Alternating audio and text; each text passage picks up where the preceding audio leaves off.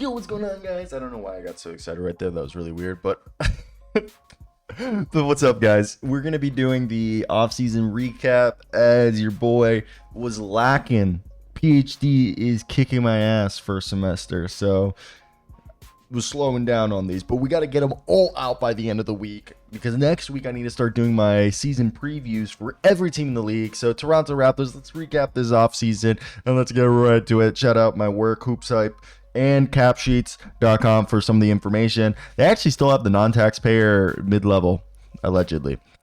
But this team's full. Shout out Chomche. I really like this youngest guy in the NBA right now. He was super raw, and you guys can go check it out. I've talked to him. I've interviewed him.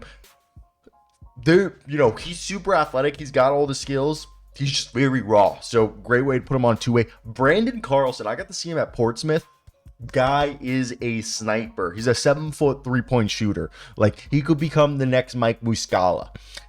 Jared Rhoden, Jamison Battle out of Ohio State, a kind of a 6'3", 6'4" shooter, combo guard, swingman. They got Jared Rhoden out there who's, kind of a swingman as well. DJ Carton, he's just outside the NBA. He's been trying to get in there for a while. He's a combo guard with, a decent shot.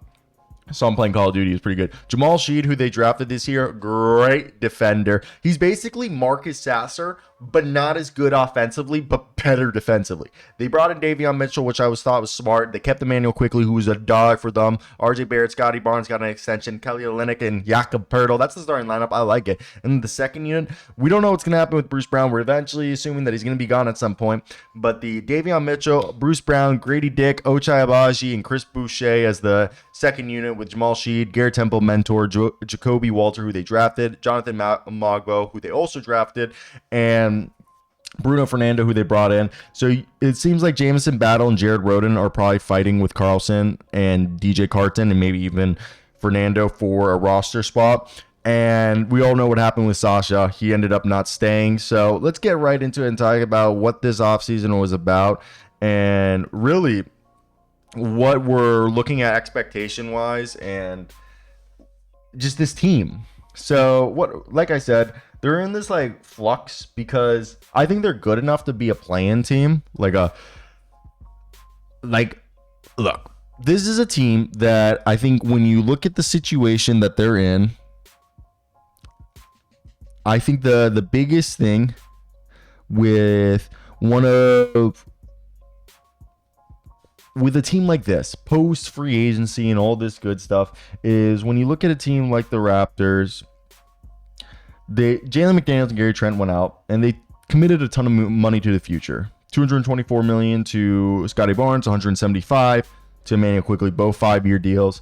And aside from that, they're relatively quiet. And I wouldn't call this a rebuild. This is a retool, changing of the guards, because yes, they moved on from Pascal Siakam and OG Anunoby, and they're going to be heavily relying on Darko Rajakovic, their coach, to develop their players, especially a guy and you think that Davion Mitchell and these other guys that they brought in that I'll put on the screen, they're going to have to, because look, they're expecting Scottie Barnes and RJ Barrett and Immanuel Quickley to continue this trajectory. I think they want Olynyk and Poeltl and Bruce Brown and Boucher to be the adults in the room, as well as Garrett Temple, even though Garrett Temple won't play the other guys well. And then they're hoping that Grady Dick, that what we saw from him in the second half of the season continues. Ochai Agbaji, they seemingly believe he's now a small ball forward more than a wing player. He also takes a jump. And then they're hoping that the young guys from Shead, Walter, Mogbo, and then even some of these two-way guys develop into serviceable players.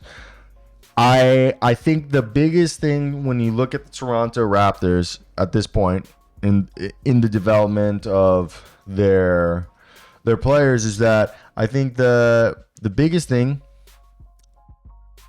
and I think the biggest thing when you look at this team, first off, I want to say Yardbarker did a really good job of listing 3 questions.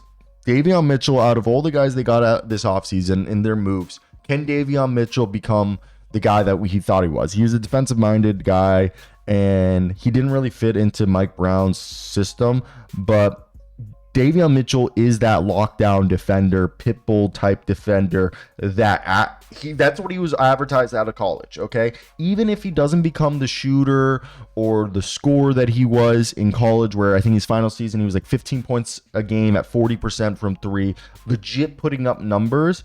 If that never happens, that's okay. But in 21 to 22, there was a 22-game stretch to end the season. Yeah, he was shooting 29% from three, but he was still a 14-point per game scorer with 6 assists a night.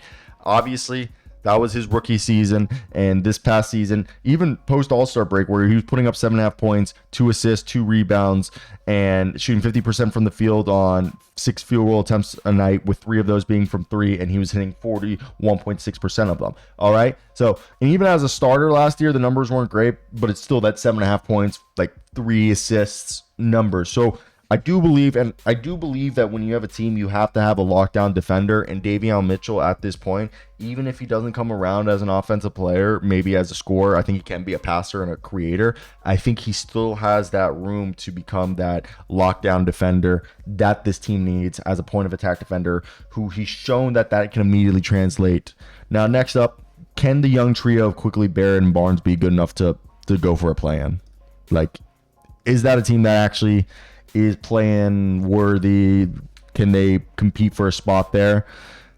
I think yes. I think it's dependent on how do we make sure that this team is able to, Quickley, Barrett, and Barnes look like 3 bona fide scorers in terms of 20-point per game scorers. So if you're able to get 70 points between those 3 dudes and then have the rest of the unit figure it out, that's not great. I mean, that's great. That's better than great.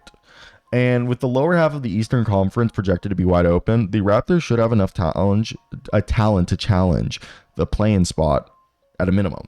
And if they really are that good, they could be the 6th seed. I think a lot of it's going to have to hinge on Barnes. Last year, he shot 5 threes a game at 34.1%. And clearly, Coach Rajakovic wants his star player to improve his perimeter shot, which will open up the drive game and allow him to be in attack coverages better. And as he enters his 4th season, Barnes is obviously we like to see him shoot north of 36%. So I'm excited. I think this is a good team, and they're heading in the right direction. They got their heads on right. I think it's just a matter of time. Seriously, it is a matter of time with how this team is coming out, when they're going to break. I think it's all going for them in the right direction. I do believe that there